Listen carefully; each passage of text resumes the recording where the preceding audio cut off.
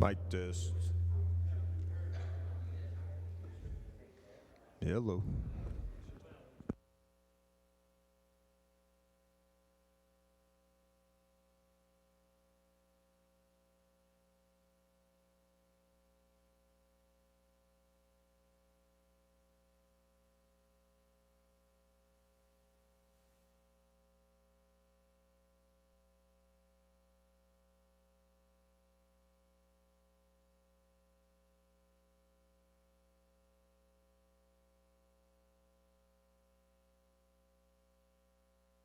Guys, if you come on in and get seated, we'll get started. It's 6:30.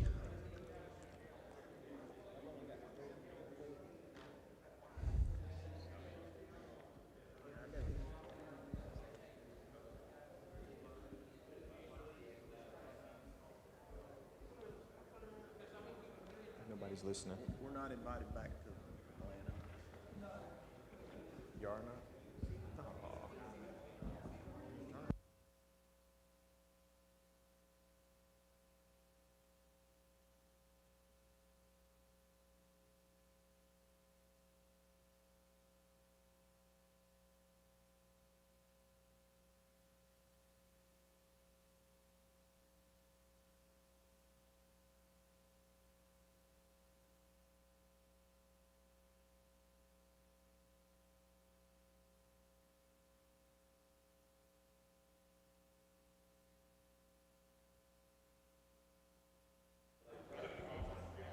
All right, guys, we'll go ahead and get started so we can get on out of here. We'll start this time with Jeremy. Jeremy, do you have anything for the sub-varsity guys? Do you have anything for anybody? All right, Jeremy said we're all good. All right, Josh or Larry?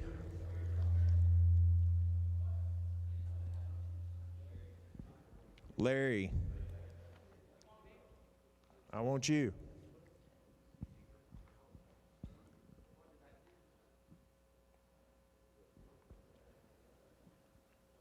Whatever you want.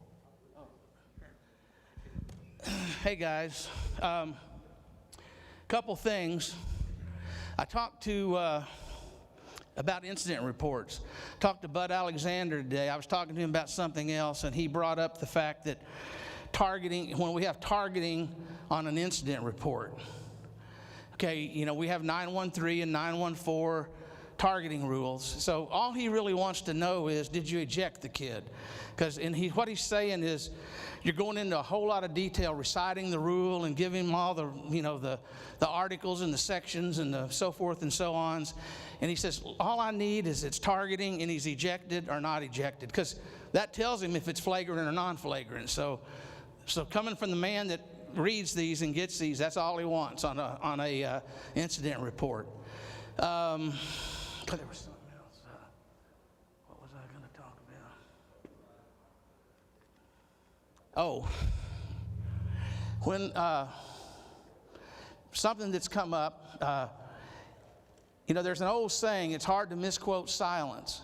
So when we're out there on the field, let's just be cognizant of what we're saying and who can hear it and that sort of thing, because sometimes what we say we don't necessarily want everybody to hear. So it's kind of like the walls of the dressing room have ears. Wait till you get in the car out of the county before you say what you got to say. So when we're on the field of play and something happens, let's just be aware of who's listening and what's going on, and I think we'll be better off. Other than that, you know, everybody's doing a good job. Just keep it up.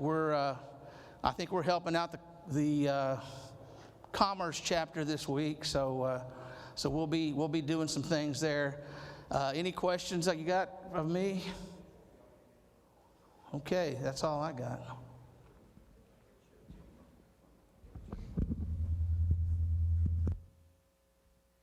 All right, guys. Mike? Oh, there you go.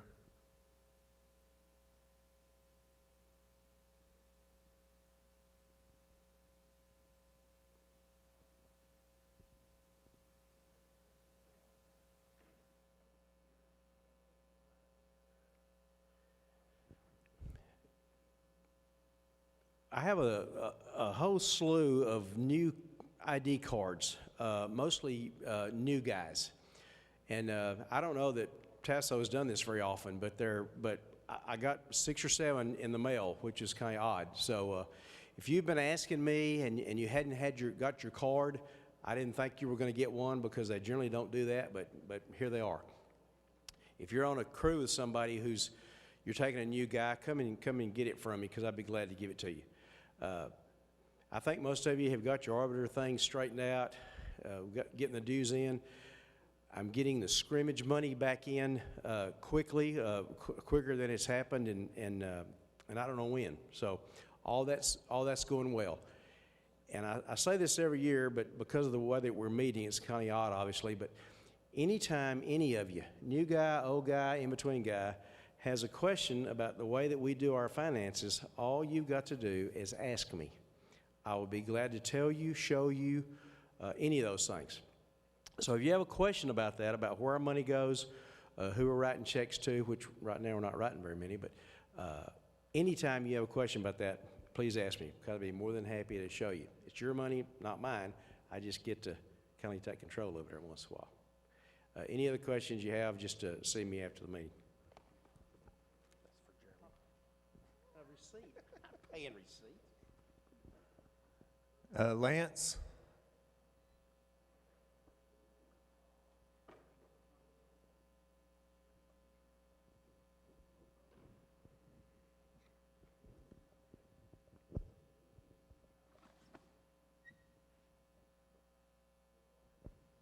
All right, guys, tonight we're going to do things a little different. I'm going to show 2 videos, or CFO videos.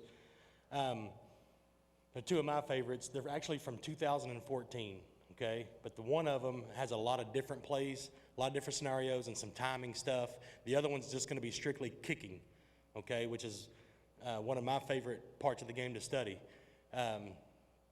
So one of them's going to have, like I said, a lot of different things, including timing. In 2014, there's actually going to be a couple of clips where we have a 10-second runoff situation in some of these college games. In 2014, didn't matter for us. We just kind of, 10-second runoff wasn't a big deal because it wasn't a rule for high school. Now that 10-second runoff applies to us, those clips actually matter now. But they're 2 of my favorite ones that I've watched.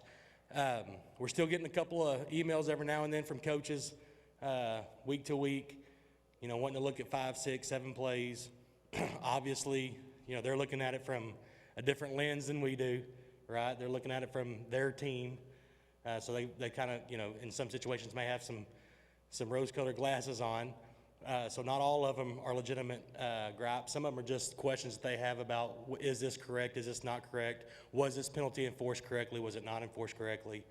But I would say overwhelmingly the comments that we're getting from coaches when it comes to plays is on the blocking side, okay? It continues to be the blocking side. And again, holding, guys, we've talked about this. Holding, we could call 30, 40 times a game if we want to, and none of us want to do that, okay? Holding calls are going to be, one, I tell my crew, they've got to meet the 3 requirements, okay? Point of attack, right? A material effect, and an impact on the play, those 3 things. If it meets those requirements, then yes, we probably should have a flag down. If it doesn't, we're letting it go. Would y'all agree with that? Right? So on the holding side, guys, and from what I've seen, most of the holds that we have thrown have been good holds. The ones that we've let go, we've had to reply back to some of these guys and tell them, Coach, it's not a hold. Or, yes, Coach, it is a hold, but the play's going the other direction. You're not going to get that, right? So holding's been some. Blindside blocks, which we went over last week, has been a concern. And then a couple of illegal block below the waist that we're not getting on change of possessions. We have to remember, guys, any change of possession, blocking below the waist is prohibited. Okay, we cannot cut low. Okay, outside of that, it's actually been pretty good so far this year. From a training standpoint and getting these comments in, we're still not getting a lot of films from coaches. I've asked Larry and Josh to please send another email out, making sure we are getting these films in. That's how we get better. We've told coaches that's how we get better. That's really the only way we can train is through the film and watching us work football games, right? So hopefully we'll start getting some more rolling in and we can get some more out. Really, that's all I've got tonight. We're going to watch two films, two CFO training films. So Stephen, whenever you're ready, you can go ahead and start that first film, buddy.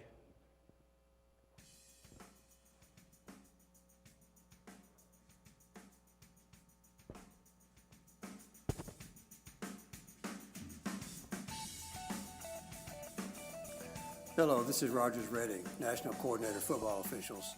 I want to welcome you to this third in the series of the special videos that we are creating, particularly for our media partners. We've gotten good feedback from you on these first two of these videos in this series. We have another set of plays that show some interesting situations regarding the rules and what officials are looking for on these plays. So I hope you enjoy this, and again, continue to give us feedback. And also feel free to give us suggestions about plays if there are situations that you would like to see, rules that are unclear that we can find examples of. We'd be glad to include them in this series. Okay, let's go ahead and get to the plays. This play is a good illustration of what happens at the end of a half when the clock is running down and a team is trying to get off some plays.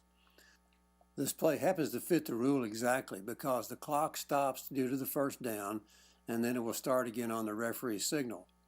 The rule says that if there are 3 seconds or more left on the clock, then the team may have an opportunity to spike the ball and run one more play. Now that's not guaranteed, they have to execute the play, but at least with 3 seconds, they know they may have an opportunity.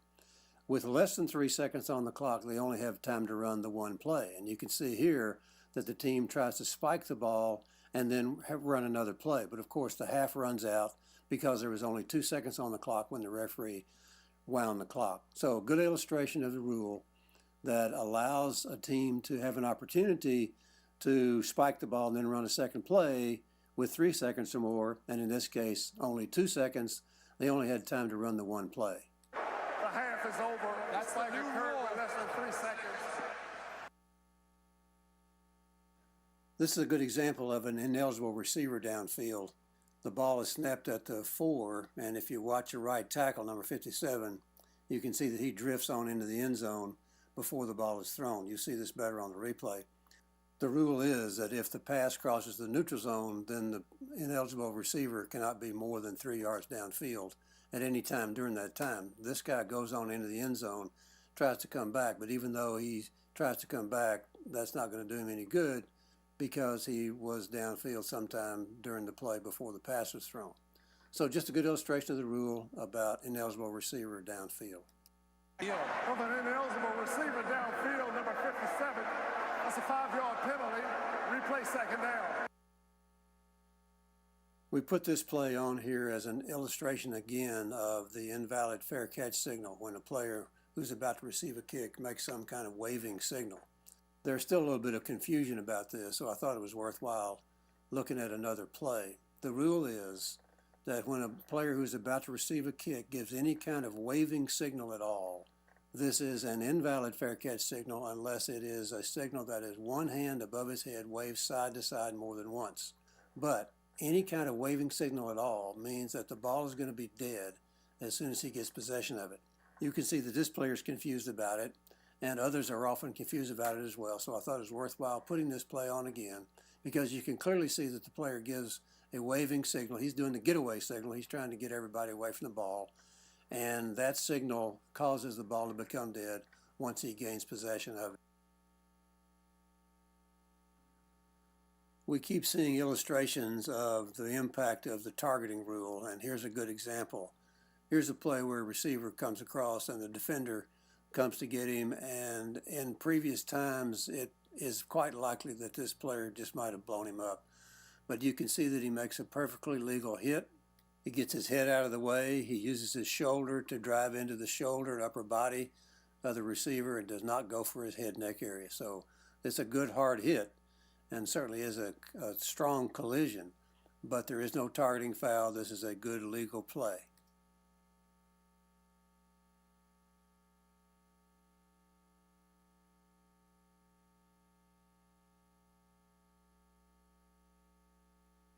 Here's an illustration of the clock rules at the end of the half, which is somewhat different from the one we saw earlier. In this situation, we show the previous play so that you can see that the players are trying to line up and get a fast play off, because the clock does not stop after the first play in this sequence. Since there was no reason to stop the clock, there was no first down. The action by the offensive team is an illegal shift that converts to a false start, and the officials correctly shut it down. Now, there may have been 1 or 2 seconds left on the clock, but since the offensive team did not have a timeout, and since it is a foul that causes the clock to stop, then the 10-second runoff rule applies, and with only 2 seconds or perhaps 1 second left in the half is over.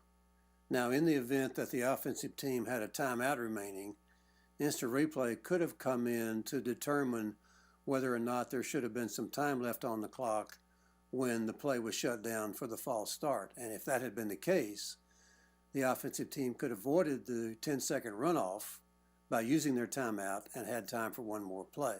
But as it stands, the half is over because of the 10-second runoff.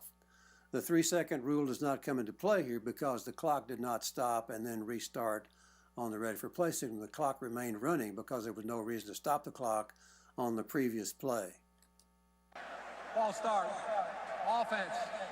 All the players do now become legally set. By rule, there's a 10-second rule off. No timeouts apply. Halftime.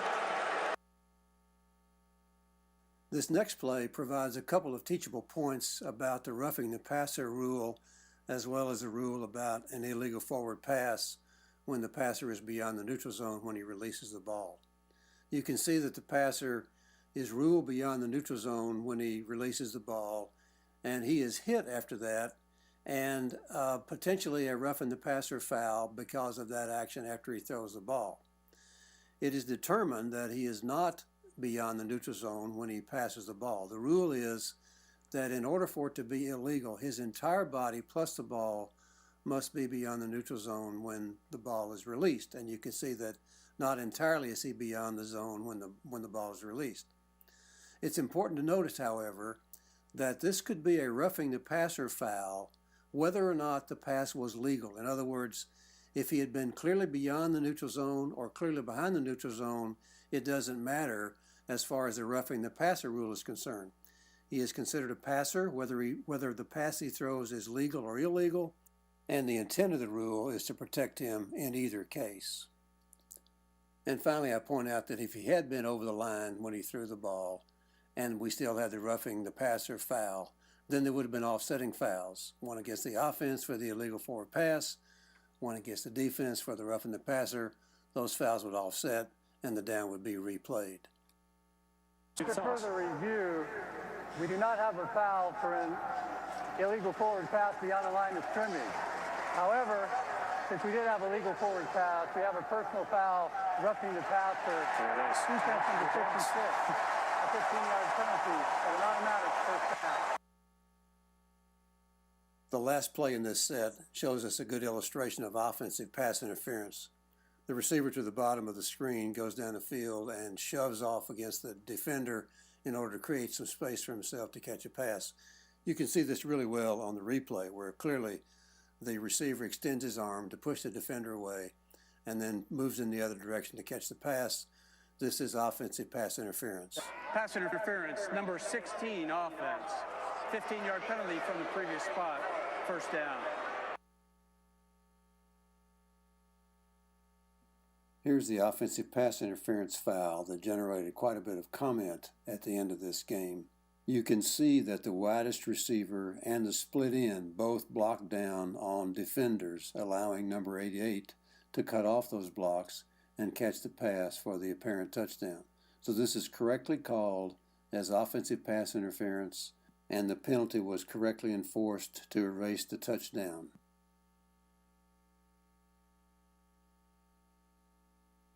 Pass interference on the offense. Number 7. 15-yard penalty. Replay fourth down. This brings us to the close of this set of plays. Thank you for watching. Thank you for your feedback. Continue to give us your suggestions. The call was for an illegal block, but the ball had gone well beyond 10 yards before the block. The foul should be for kick catch interference, but this was not called. Given that the illegal block was called, the penalty should have been enforced for 5 yards at the previous spot and the ball re-kicked.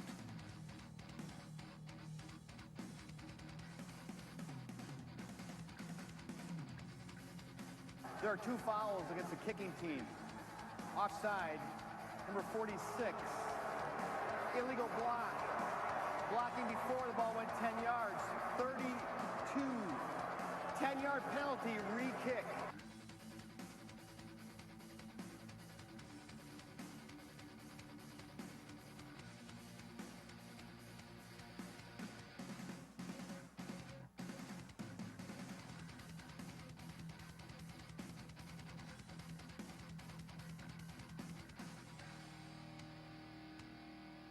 Good call for kick catch interference. The back judge does good work here. He's in good position, his mechanics are fine, and he gets an excellent look at the play. Overall, nice work by the back judge.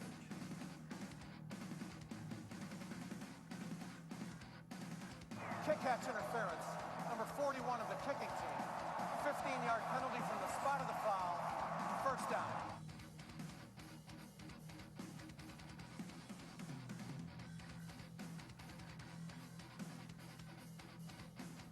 Good work by the referee. He's in good initial position to be able to guard the inline. Also, he sells the call well.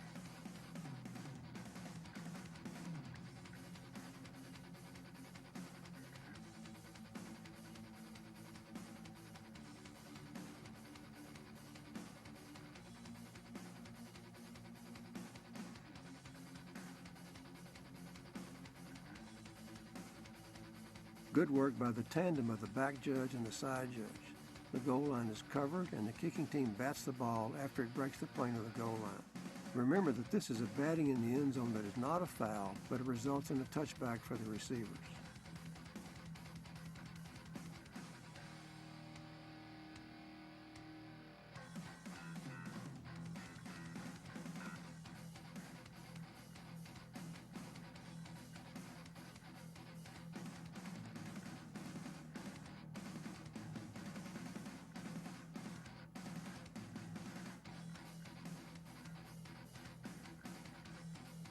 This is good coverage of this onside kick play.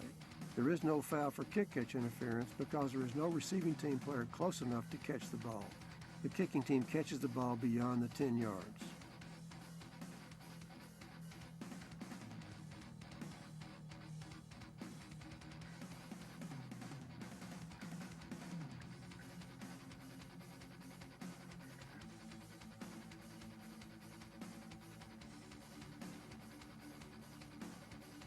Here's an example of the editorial change about inbounds and out of bounds. The player steps on the sideline and then bats the ball. Under the definition of an out-of-bounds player, this is a foul in 2014 for a free kick out of bounds. Referees, make sure you know exactly what you're going to say before you open the microphone. Don't make it up as you go. Want to open Jeff up? No foul for kick out of bounds. It'll be flat ball right here, first down at the spot.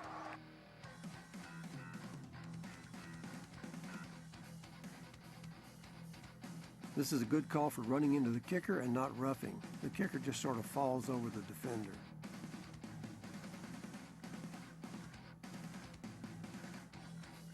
Running into the kicker. Defense, number 14. 5-yard penalty. Repeat. Fourth down.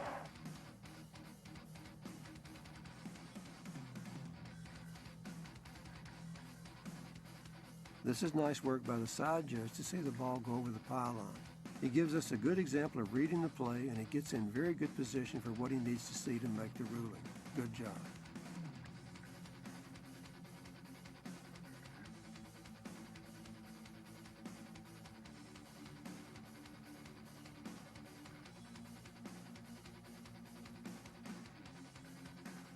Here's a good illustration of kick catch interference where the defender does not make contact. Many people still feel that this foul requires contact, but of course that is not true. Here the kicking team player gets too close but doesn't make contact, still a foul. Interference with the opportunity to catch the kick. Kicking team number 9. 15-yard penalty. First down.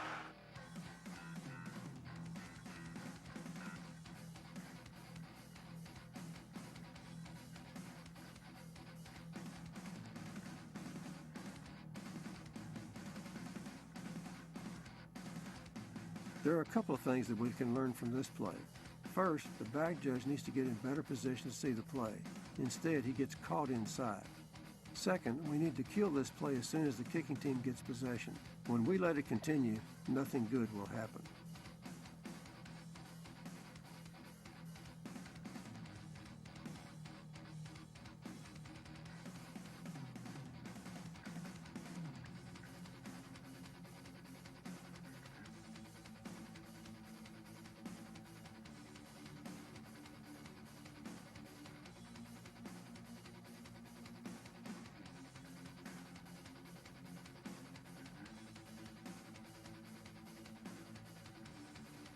We should have had a flag for kick-catch interference here. The kicking team gets very close and the receiver is not allowed to get to the ball.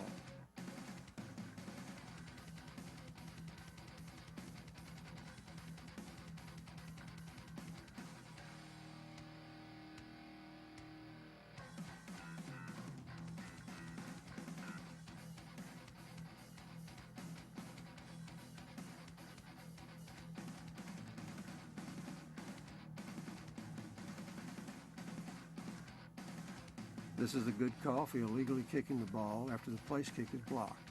If Team A had carried the ball into the end zone, the penalty would be accepted to erase the 2 points, but the try would not be repeated because the penalty for the foul includes loss of down.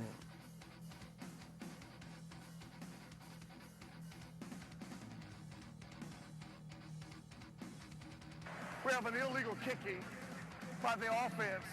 The penalty is refused. The PAT is no good.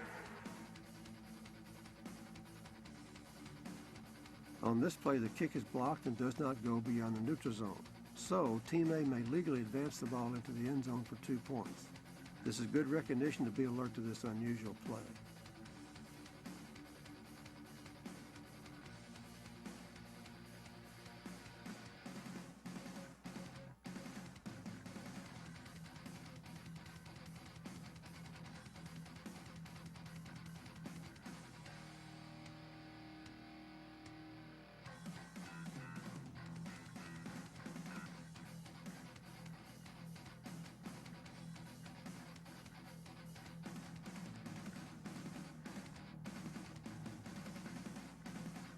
This is a critical call of roughing the kicker and the correct call. Note the down and distance, 4th and 9. So here, distinguishing between roughing and running into makes a huge difference because the penalty results in a first down. Roughing the kicker. Defense to the 23. 15 yards from the previous spot. Automatic first down.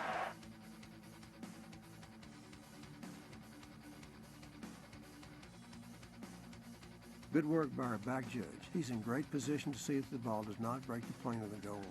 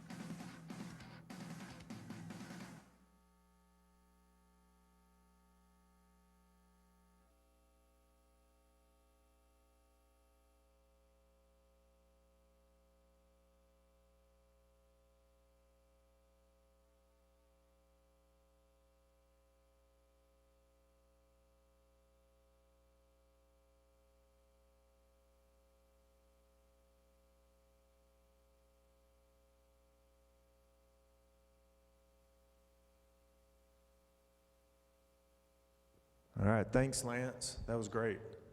Some of your best training. Hey, don't forget to vote at tasso.org for this ugly guy right here. And so he's running for our district rep, and he's from our chapter. So I'm sure he'd appreciate your support. So it's going on this week and next week. Is that right? Closes the 19th. Midnight on the 19th. So if you can vote, that'd be awesome to help us out with this guy. We've got foul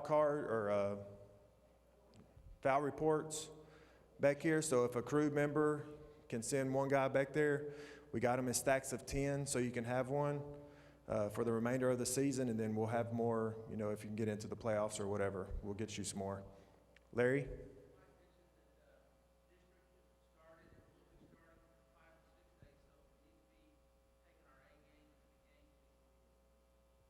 Yeah, Larry was just reminding us that district has started in a lot of these, and then the 5 and 6A will be starting here soon, so make sure you bring your A game, represent us well, represent the kids well, and all that. Anything else? Nope. All right, we're adjourned. Thank you, guys.